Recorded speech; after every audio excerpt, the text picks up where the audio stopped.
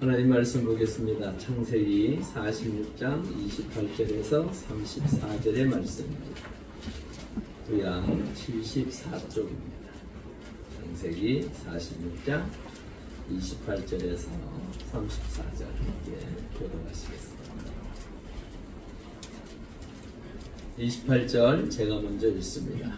야곱이 유다를 요셉에게 미리 보내어 자기를 고센으로 인도하게 하고 다 고센 땅에 이르니 요셉이 그의 세를 갖추고 고센으로 올라가서 그의 아버지 이스라엘을 맞으며 그에게 보이고 그의 얼굴을 보면서 많고 분명한 눈을 이스라엘이 요셉에게 이르되 네가 지금까지 살아있고 내가 네 얼굴을 보았으니 지금 죽어도 족하도다. 요셉이 그의 형들과 아버지의 가족에게 이르되 내가 올라가서 그에게 아뢰오니 상관에 있는 내 형들과 내 아버지의 가족을 내게로 보내라. 그들은 목자들이라 목축하는 사람들이므로 그들의 양과 소와 모든 소유를 이끌고 왔나이다 하리니 바로가 그들을 불러서 너희의 직업이 무엇이냐 묻거든 당신들은 이르기를 주의 종들은 어렸을 때부터 지금까지 목축하는 자들이온데 우리와 우리 선조가 다 그러하니이다 하소서. 애굽 사람은 다 목축을 가증히 여기나니 당신들이 고센 땅에 살게 되리이다. 아멘. 예, 우리 전도자로 인사하시죠. 반갑습니다. 평안하셨습니다.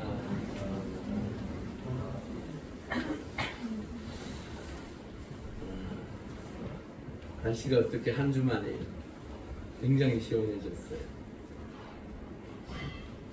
요 근래에 가을이라는 걸 잘 못 느꼈었는데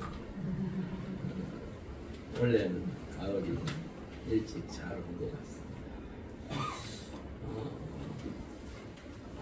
그런데 대내외적으로 참으로 힘들고 어려운 시간들을 지금 보내고 있습니다. 하나님 은혜 가운데 모두가 좀 평안하고 또한 행복하고 복됐으면 좋겠습니다. 특히나 우리 경주 같은 경우는 우리가 언뜻 생각할 때에 트럼프나 시진핑 같은 대통령과 주석 같은 영감들이 이쪽에 온다고 해서 뭐 특별히 우리한테 더 좋을 게 뭐가 있겠나 그런 생각을 할지 모르지만 그 두 사람이 움직이면요 전 세계가 집중합니다. 도무지 저 두 사람 만나서 무슨 얘기할까. 그리고 그들의 결정과 판단을 통하여 전 세계가 요동칩니다. 어떻게 하든지 이번 에이펙을 통하여 이 전 세계가 조금은 더 좋아지는 은혜가 있고 또 두 정상이 좋은 결과를 얻어서 지구촌에 있는 모든 사람들이 좀 행복했으면 좋겠습니다. 그리고 또 경주도 그 두 사람으로 인하여 좀 더 포커스가 맞춰집니다. 경주라는 도시가 우리가 생각할 때는 전 세계에 잘 알려져 있는 것 같지요. 그런데 꼭 그런 뿐만은 아니에요. 경주라는 도시가. 그래도 또 그 두 사람이 온다고 하는 바람에 중국이라는 14억이나 되는 그 인구, 또한 미국의 3억 5천이나 되는 미국이요. 제 동생이 가서 사는데 인디애나 폴리스에 살고 있습니다. 근데 거기 있는 사람 그러더라고요. 동양인이 여기 와서 이렇게 하는 거 처음 봤다 이러더라고요. 그래서 와서 신기한 듯이 악수하면서 쳐다보더라고요. 그만큼 알려지지 않은 도시입니다. 우리만 경주 그러니까 천년의 고도 뭐 이렇게 얘기하지만 꼭 그런 건 아니에요. 그러니까 그래도 두 사람이 그렇게 온다고 하니까 좋긴 하더라고요. 경주가 좀 더 알려진 계기가 되었지. 경주가 좀 더 복된 도시가 될 수 있도록 우리가 계속적으로 기도하고 있습니다. 그게요. 근데 우리의 삶의 자리에 알게 모르게 이렇게 스며듭니다. 그러한 은혜를 우리 모두가 누리실 수 있기를 바랍니다. 드디어 그렇게도 기대했던 야곱과 요셉이 만납니다. 대략 한 25년에서 30년 가까이 되는 세월 속에서 그렇게도 기다리고 기다렸던, 정말로 죽어서 더 이상 만나볼 수 없는, 천국에나 가서야 만날 수 있을까 했던 그 만남이 드디어 이루어집니다. 여러분, 우리의 삶의 자리에도 우리 장로님 기도하셨듯이 우리의 삶의 자리에도 좋은 사람들을 만날 때 복되고 또한 하나님의 은혜로 더욱더 충만할 줄 믿습니다. 아멘. 만남이라는 건 그렇게 중요하고 소중한 것입니다. 그렇게 만나서 내 인생이 변하고 내 삶이 바뀌고, 야곱 같은 경우도 그 요셉을 만남으로 그의 인생의 후반이 완전히 뒤바뀌어집니다. 좀 속된 말로요, 마음에 들지 않은 그 10명의 아들들을 매일같이 바라보면서 야곱은 나름대로 힘들었겠지요. 자식이라도 아버지 말씀에 좀 순종도 잘하고 아버지의 뜻을 잘 알아들어서 자신들의 삶의 자리에서 그렇게 살면 좋겠는데, 아버지와는 정반대의 삶을 살면 그 부모의 마음이 어떠하겠습니까? 그런데 그렇게도 소망하고 기대하고 이제 천국에서 가서나 봐야 볼 것 같은 그 요셉을 만나게 됩니다. 얼마나 기쁘겠습니까? 그런데 그 안에요, 잔잔하게 흐르는 방향들을 이렇게 보면, 이런 것들이 하나하나 잘 이루어져 가면서 그 만남이 더욱더 복되게 되는구나라는 것을 보게 됩니다. 오늘 28절에 야곱이 유다를 요셉에게 미리 보내어 자기를 고센으로 인도하게 하고 다 고센 땅에 이르렀다라고 말하고 있습니다. 유다를 보내다, 이 보내다라는 말이 뭘까? 당연히 자신이 왔음을 이제 알리려고 유다를 보냅니다. 도착을 알리며 어쩌면 그 상황, 전혀 낯선 땅이잖아요. 그리고 하나님께서 결코 좋게 보시지 않았던 그 애굽 땅에 머물러야 하는 그곳에 어떤 상황이 벌어지고 있으며, 또한 그 자리에 어떻게 인도되어져야 할까를 아마도 유다를 통해 알고자 보냈던 것 같아요. 근데 유다를 왜 선택했을까요? 유다는요, 계속 되어져 오는 그 과정 속에서 유다의 그의 모습들이 야곱이 인정할 만한, 야곱이 인정하지 않으면 보내겠습니까? 보내지 않겠습니까? 안 보내겠죠. 다른 아들을 선택해서 불렀겠죠. 불러서 보냈겠죠. 그런데 그 유다를 선택해서 보낸 것은 그 유다가 자신의 생명까지도 기꺼이 내어놓을 만큼 그 10형제 중에 아버지를 그래도 사랑하고 그 아버지의 뜻을 깨닫고 알고 움직이는 사람이었기에 유다를 선택했던 것 같아요. 우리는 이러한 것을 보면서 여러 가지 다양한 언어로 이야기합니다. 전령이라는 말을 들어보셨습니까? 전령이 무엇입니까? 전장터에서 상관의 명령을 따라서 그 명령을 가지고 수행하는 자, 즉 어느 곳에 전달해야 하는 사람을 일컬어서 전령이라고 합니다. 우리의 쉽게 요즘 우리 자연을 통해서 이야기할 때 봄의 전령이라는 이야기 들어보셨습니까? 봄의 전령은 누굽니까? 그렇죠. 예. 개나리, 아지랭이요? 오빠라. 예, 진달래, 많습니다. 이 전령이라는 단어가 사실은 전투에서 쓰여졌던 단어인데 일반적으로도 우리 삶의 자리에서 이야기합니다. 때로는 대사라고도 이야기합니다. 대사와 전령이 사실은 조금은 달라요. 조금은 다르지만 그래도 그 맥락은 거의 같습니다. 그렇다면 그 전령으로서 유다가 지금 그 요셉에게 갔습니다. 그러면 전령에 3대 요소가 있더라고요. 우리 한번 볼까요? 첫 번째, 한번 읽어보겠습니다. 자기 말이 아닌 주인의 말을 전한다. 전령의 사명은 자기 말을 전하는 게 아니에요. 그 주인이 한 말, 그 상관이 한 말, 나를 보내는 이에 하는 말을 그대로 전하는 게 전령의 가장 중요한 사명입니다. 그 다음에 두 번째로 한번 볼까요? 우리가 읽어보겠습니다. 충성으로 생명을 걸고 전한다.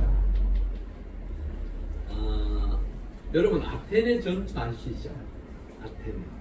아테네 전투에서 비롯된 게 무엇입니까? 마라톤입니다. 그 당시에 가장 강력했던 페르시아 군대가 그리스를 침략합니다. 그런데 그 침략하는 가운데 마라톤 평원에서 전쟁을 치르는데 사실은 이 그리스는요 한 11,000명 정도밖에 되지 않았어요.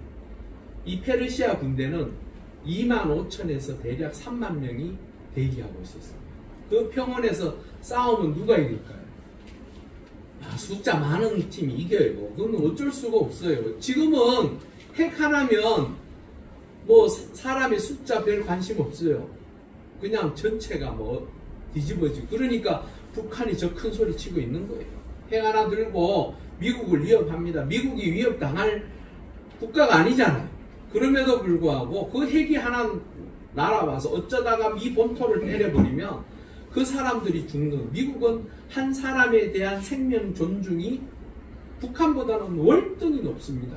그러기에 민주주의라고 이야기하고 있습니다. 그만큼 인간의 생명을 굉장히 중요시 여기기에 그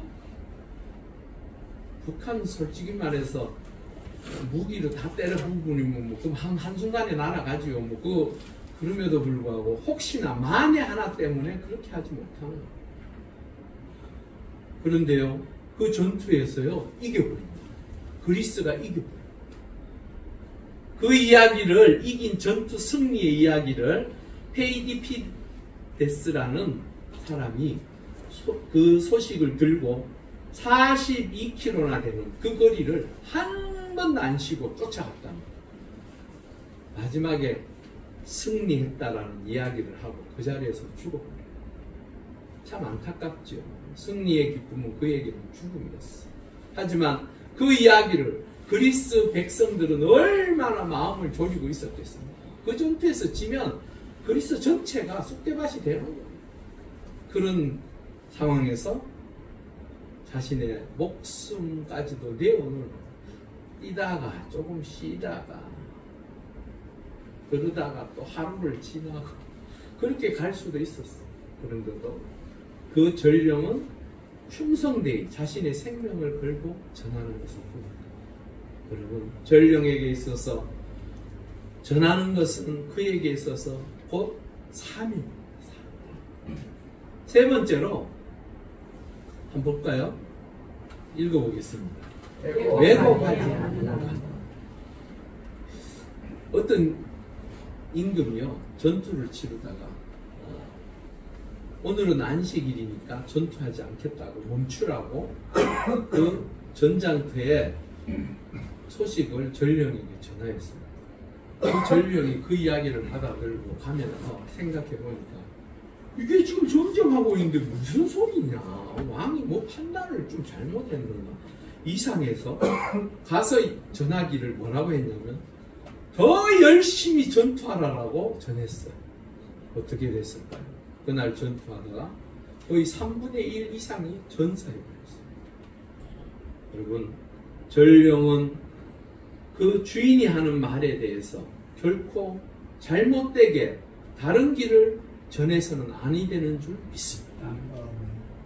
여러분, 하나님께서도 하나님의 백성들에게 당신의 뜻을 전하기 위해서 하나님의 사람들을 세우셨습니다. 그게 누굽니까? 선지자입니다. 선지자. 신명기 18장 18절 읽어보겠습니다.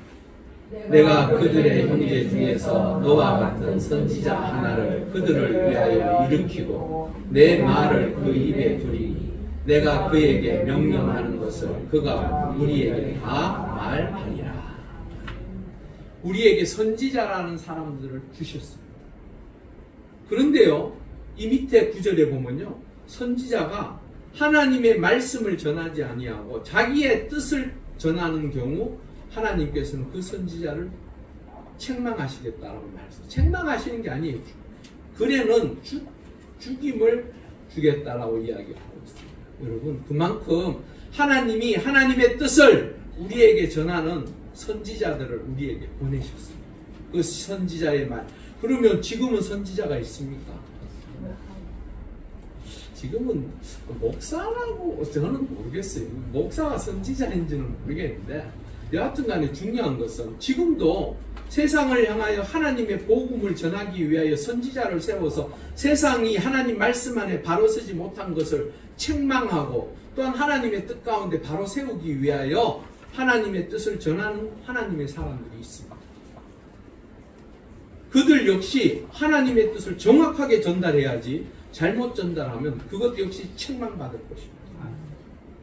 그리고 바울은 이렇게 이야기해요. 우리 고린도후서 5장 20절 한번 보겠습니다. 그러므로 우리가 그리스도를 대신하여 사심이 되어 하나님이 우리를 통하여 너희를 권면하시는 것 같이 우리를 어떠한 사람으로 세웠다고요? 사신. 사신이란 말이 무엇입니까? 이게 바로 대사입니다. 대사. 하나님께서 선지자만 보낸 게 아니고 우리를 통해서도 세상을 향하여 하나님의 뜻을 전하고 하나님의 복음을 전하여야 하는 줄 믿습니다. 아멘. 우리에게 맡겨진 사명입니다. 우리가 복음을 전하여야 하는 것은 그 사명을 우리에게 주셨기 때문에 그렇게 전하여야 하는 것입니다. 여러분, 유다가 그 아버지가 왔음을 또한 이 아버지가 어느 곳에 어떻게 정착해야 되는지 이 상황을 좀 더 정확하고 면밀하게 이야기하고 했을 때에 그 모든 요셉이 꿈꾸고 요셉이 준비하고 계획했던 것들을 제대로 행할 수 있는 것입니다. 아니나 다를까 요셉이 와서 그렇게 이야기합니다. 전략을 짜고 계획을 준비하고 그래서 하나님의 뜻 가운데 이스라엘 백성들이 비록 400년이라는 세월 동안 그곳에 머물러 있어야 되는 그 상황 속에서 어떻게 처신하고 어떻게 행하여야 되는지 가르치시고 있습니다. 그 말을 유다가 온전히 잘 감당했듯이 우리도 세상을 향하여 사신으로서 주의 복음을 전하고 하나님의 말씀을 전하여서 그들이 하나님의 사람으로 주의 백성으로 세워지는 것에 힘쓸 수 있는 우리 모두가 될 수 있게 주의 이름으로 축원합니다. 아멘. 그러고 난 뒤에 보니까 28절 끝쪽이에요. 고센 땅이라는 에 이르렀다라고 표현하고 있습니다. 제가 방금 이야기했던 것이 앞으로 이 고센 땅에서 몇 년간 산다고요? 400년. 그건 하나님께서 정해놓으셨어요. 430년도 되고 400년도 돼요. 사실. 그게 이제 보는 관점에 따라서 조금 달라집니다. 여하튼 중요한 것은 그들이 그곳에 머물러서 살아야 합니다. 왜 하나님은 가나안 땅에서 그냥 살게 하시면 될 것 같은데 그렇게 하시지 않으셨어요. 그렇게 하지 않은 이유가 어디에 있습니까? 우리 창세기 15장 16절 우리 한번 더 보겠습니다. 내 자손은 4대 만에 이 땅으로 돌아오리니 가득 차지 아니함이니라 하시니. 예, 그곳이 아직 하나님의 심판을 통하여 이스라엘 백성들이 구별되어진 그 땅을 통하여 살아갈 수 있도록 아직 시기가 이르지 않았다라고 표현하고 있습니다. 그런데 여기에서 중요한 얘기가 있습니다. 아모리 족속의 죄악이 아직 가득 차지 아니함이니라. 이게 무슨 의미일까요? 우리 에스겔 33장 11절 우리 한번 읽어보겠습니다. 너는 그들에게 말하라. 주 여호와의 말씀이니라. 나의 삶을 두고 맹세하노니 나는 악인이 죽는 것을 기뻐하지 아니하고 악인이 그의 길에서 돌이켜 떠나 사는 것을 기뻐하노라. 예, 아모리 족속의 죄악이 아직 가득 차지 아니하였던 이건 다른 표현은 하나님께서 그들을 아직도 기다리고 계시다라는 얘기예요. 그들을 손 놓아서 그냥 아무렇게나 되도록 그렇게만 생각하고 계시지 않다라는 거예요. 여러분, 우리가요 전도하다 보면요 우리가 이제 교회에 와서 등록하고 하나님의 사람으로 잘 성장하고 믿음이 좀 더 좋아지면 좋겠는데 그러지 못한 사람들이 있죠. 그래서 그러한 사람들을 우리가 이제 우리 중직자들이 맡아서 함께 기도하기로 했습니다. 함께 기도하고 그들에게 때로는 연락도 해서 그들이 하나님 품으로 다시 돌아올 수 있도록 하는 것이, 여러분 어떤 때는 보면요, 저 사람 더 이상 신경 안 쓰는 거야. 그냥 버려. 우리하고 상관없어. 더 이상 저 사람은 하나님 사람 아닌 것 같아. 그런 사람도 우리 마음에 우리 생각에 있을 수 있습니까? 없습니까? 있습니다. 어떤 때 보면요, 뭐 교회를 정말로 뭐 때문에 나오는지 모를 만큼 어려운 사람도 있습니다. 하지만 하나님은 여전히 그 영혼을 불쌍히 여기고 그 영혼에 대한 안타까움이 계신 줄 믿습니다.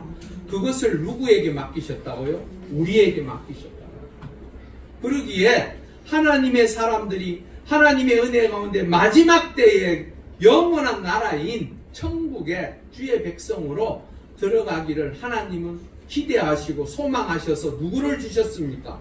예수 그리스도를 우리 모두의 죄를 통하여 대신 십자가에 못 박게 돌아가시게 하시고 그 은혜로 말미암아 그 그늘에 거하는 자들마다 그의 이름을 부르는 자들마다 하나님의 자녀 주의 백성으로 부르시는 줄 믿습니다. 그것을 위하여 우리가요 조금 더 힘쓰고 우리 11월 2일 날 전도대회를 통하여 한 영혼 이상 전도하기도 하지만 또한 잃어버린 영혼들을 위하여 나오지 아니하는 영혼들을 위하여 기도하며 그들을 위하여 하나님의 뜻을 드러내고 전하는 것에 힘쓰실 수 있기를 바랍니다. 아멘. 드디어 29절에서 30절에 보면요, 요셉이 그 아버지를 만나고 얼마나 기뻤을까요? 얼마나 좋았을까요? 어떤 분은 보니까 그렇게 예전에 우리 왜 전쟁을 통해서 갈라졌던 이산 가족들이 TV를 통하여 그때 엄청 났었잖아요. 만나 상봉하고 그럴 때 완전 보니까 어떤 분은 막 그 앉은 자리에서 울기만 울어요. 말이 안 나오는가 봐요. 말이 나오지도 않고 눈물만 흘리고, 또 어떤 사람은 끌어안았다가 다시 밀어가 얼굴 쳐다봤다가 또 끌어안아가 울고, 그런 것을 우리 보지 않았습니다. 우리의 아픔은 아직도 그 상흔이 남아 있습니다. 북녘 땅에 그 친척들, 부모를 남겨두고 온 자녀들, 또한 자녀들을 남겨두고 부모만 내려온 분들, 이제 그분들은 거의 다 돌아가셨더라고요. 상당히 많은 분들이 돌아가셨어요. 참 그런 안타까운 모습들을 보면서 우리도 같이 함께 보면서 얼마나 그 상봉을 보면서 같이 눈물 짓지 않았습니까? 그 TV를 틀면 그게 전 세계에 보도가 됐습니다. 그 상봉을 통하여 울며 기뻐하고 그랬던 것들이 사실은 이 요셉과 야곱의 만남도 아마 그랬을 거예요. 그런데요, 중요한 것은 이렇게 얼굴을 대면하고 보면서 그 기쁨과 그 감사가 얼마나 컸던지 야곱이 이렇게 이야기합니다. 지금 죽어도 족하다. 여기서 족하다라는 것은 저번에 말했던 족하다라는 것과 또 다른 의미예요. 이 뜻은 이제는 죽어도 여한이 더 이상 내가 바랄 것이 없다. 그렇게 말하고 있습니다. 그런데 이 대면하다라는 것, 삶의 전환점을 맞이하는, 어쩌면 야곱에게 있어서 이제 마지막 노년에 죽음에 이르는 그 자리까지 남아있는 그 시간 속에서 대전환을 이루게 됩니다. 그런데 야곱에게 있어서는요, 한 번 더 있습니다. 예전에 누구를 만났습니까? 살아계신 하나님을 만났습니다. 그의 인생에 있어서 야복강가에서 하나님을 만나고 그 하나님 얼굴을 대면했다고 브니엘이라는 이름을 붙였습니다.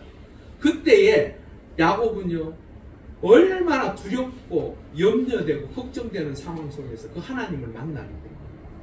창세기 32장 29절에서 30절을 읽어보겠습니다.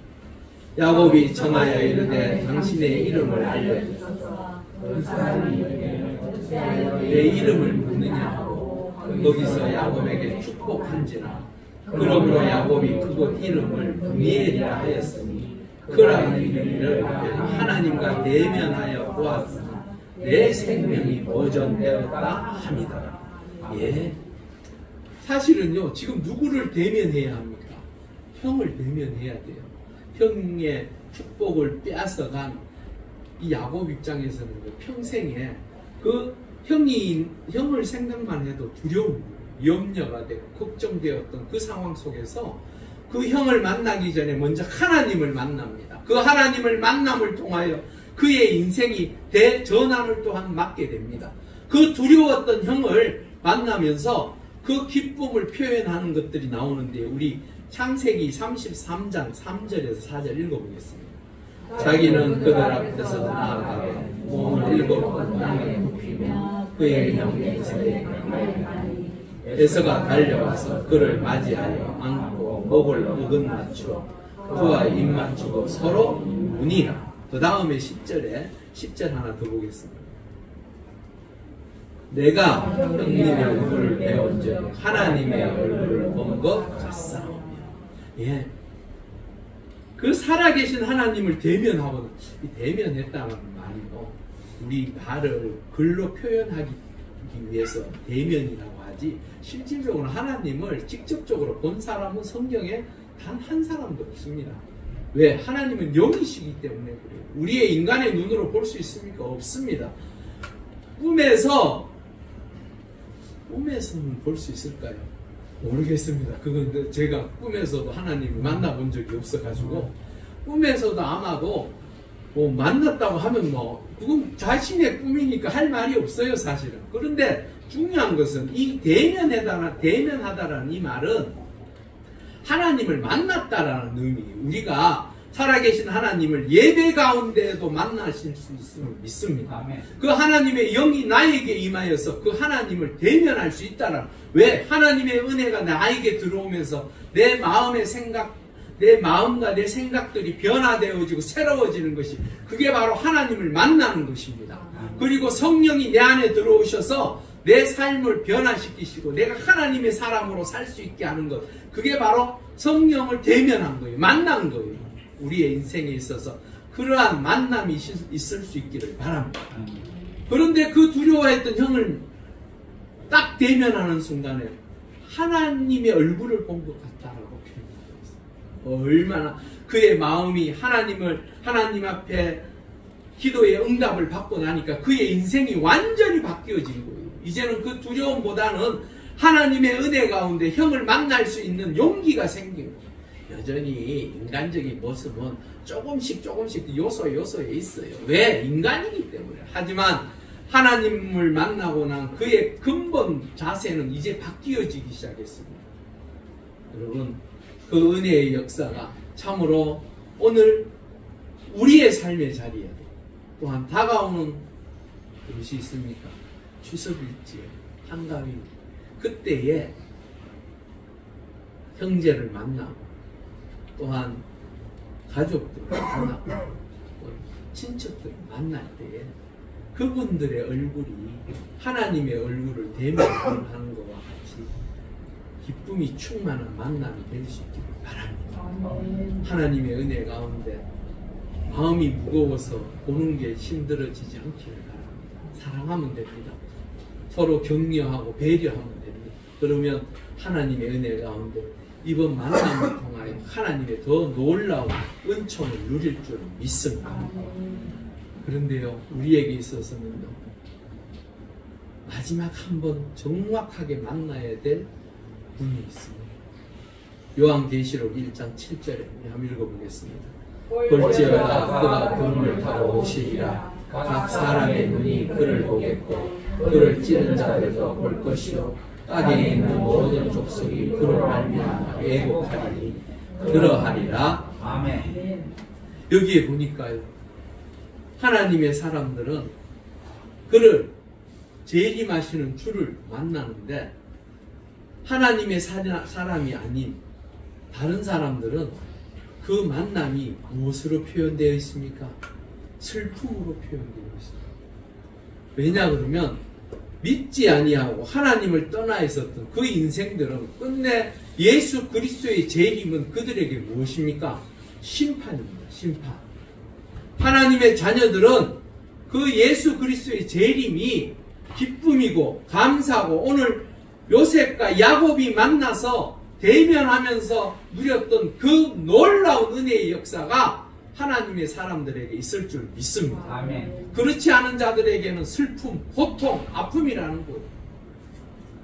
그 만남, 우리가 마지막 죽음을 앞두고 만나야 할 그분이 바로 예수 그리스도이신 줄 믿습니다. 아멘. 여러분, 죽음이라는 그 터널을 지나야 돼요. 아픔을 지나야 돼요.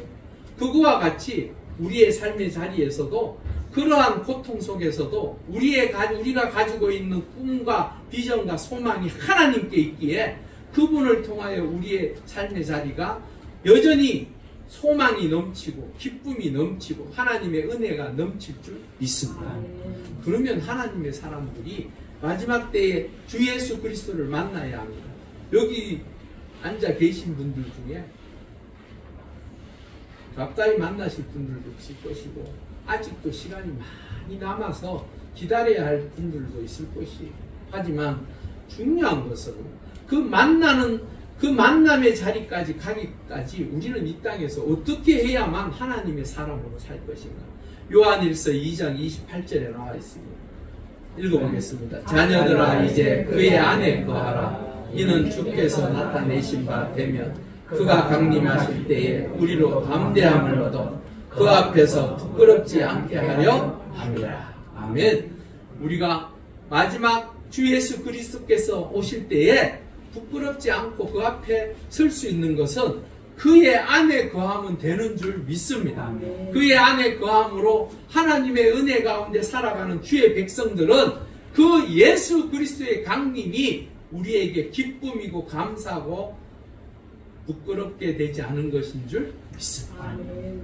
그리고 마지막 31절에서 34절에 어떻게 보면요, 전략 같기도 해요. 어떻게 그 상황 속에서 고센 땅이라는 곳에 머물러서 그렇게 살아갈 수 있을까? 그것을 요셉은요, 이미 오래전부터 그 형들을 만나는 그 순간부터 이미 준비하고 계획했습니다. 그래서 제가 그때 한번 그렇게 말씀드렸죠. 요셉은요, 큰 그림을 그리고 있었습니다. 단지 그 형들을 시험하는 그것이 목적이 아니고, 그 시험 속에서 정말로 나의 형제 자매, 나의 아버지가 와서 살아야 될 그 자리를 큰 그림을 그리면서 그들을 시험했었습니다. 여러분, 사실은 이 고센 땅에 머무는 것은요, 이스라엘 백성들이 몇 년만 살고 나가기에 400년만 살고 떠나야 할 자리이기에, 그 떠나는 그 순간까지 어떻게 그곳에서 후손들이, 자손들이 살아야 할지를 계획하고 준비하는 요셉의 모습을 보게 됩니다. 그런데 중요한 것은 그곳에 살면서 그냥 애굽인들과 같이 동화되어서 그렇게 살려고 그 자리를 마련한 것이 아니었습니다. 그 자리를 마련하고 그 다음 세대를 준비하고, 또한 하나님께서 원하시는 가나안 땅으로 다시 재입성하기까지 어떻게 살아야 하는지를 요셉은 그 고센 땅을 통하여 준비하고 있었던 것입니다. 여러분, 우리의 인생도요, 이 땅에서 영원히 사는 것이 아닙니다. 이 땅에서 400년까지 살 분이 누가 있습니까? 아무도 없어요. 주어져 있는 시간, 100년 남짓하는 이 시간 속에서 내가 하나님 나라에 갈 것을 소망을 가지고, 비전을 가지고, 꿈을 가지고 준비하실 수 있기를 바랍니다. 아멘. 정말로 구별되어진 삶을 통하여 하나님 나라에 가서 그분과 영원토록 살 수 있는 하나님의 모습, 하나님 사람들의 모습을 간직하실 수 있기를 바랍니다. 아멘. 그러기에 예배소서 4장 22절에서 24절을 우리 한번 읽어보겠습니다. 너희는 유혹의 욕심하나 썩어지는 모습을 닮은 내 사랑을 벗어버리고 오직 너희의 심령이 새롭게 되어 하나님을 따라 의와 진리의 거룩함으로 지으심을 받은 새 사람을 입으라. 바로 구별되어진 자의 삶은요, 세상 욕심에 썩어질 것에 마음을 두고 사는 자가 아니라는 거예요. 영원한 나라, 그분이 함께 하는 그 나라, 하나님의 은혜 가운데 복된 나라를 꿈을 꾸며 내 삶의 자리에서 하나님을 따라 의와 진리의 거룩함으로 변화되어지고, 하나님이 너희들이 온전하라고 말씀하신 것 같이, 거룩하라고 말씀하신 것 같이, 그러한 모습을 가지고 천국을 예비하고 준비하며, 또한 그 하늘나라에 갈 것을 소망을 가지고 이 땅에서 믿음 안에서 하나님의 말씀을 따라 살아가는 우리 모두가 될 수 있기를 주의 이름으로 축원합니다. 우리 함께 기도하시겠습니다. 한 3초 정도. 하나님, 우리도 하나님을 만나는 그날 참으로 하나님의 은혜 가운데 기쁨과 감사가 충만한 만남이 되게 하시고, 그 만남을 위하여 이 땅에서 잘 예비하고 준비할 수 있는 우리 모두가 되게 해달라. 그래서 구별된 삶을 통하여 하나님께는 영광이요 세상 모든 사람들에게는 본이 되어지며 우리의 삶은 하나님의 은혜로 충만하게 해달라. 우리 함께 3초 정도 간절히 기도하시겠습니다. 할렐루야. 아버지 하나님 감사합니다. 우리를 사랑하여 주셔서 이 시간 주의 말씀을 들고 우리가 가야 할 끝을 다시 한번 소망하며 기대하며 하나님을 만나는 그날을 간절히 꿈을 꾸며 살아갑니다. 아버지 하나님, 이 땅에서의 만남이 우리의 삶의 자리에서 기쁨으로 감사로 참으로 하나님의 은혜로 충만하기를 소망함과 같이, 우리가 마지막 날 하나님을 만날 때 그 놀라운 은혜로 말미암아 감사와 영광을 돌리는 주의 백성, 주의 자녀들 되게 하시옵소서. 그러기 위하여 우리가 이 땅에 사는 날 동안 구별된 삶을 살게 하시옵소서. 아버지 하나님의 말씀을 부여잡고 믿음 안에서 기도하며 신실하고 온전하게 하나님의 자녀로 살아가기에 부족하며 우리 모두가 되게 하여 주시옵소서. 할렐루야. 아버지 하나님 감사합니다. 우리를 사랑하여 주셔서 하나님 은혜 가운데 영원한 나라에 들어갈 그날 하나님을 만나기 위해 지금도 우리가 하나님 앞에 예배하며 하나님 앞에 나아갑니다.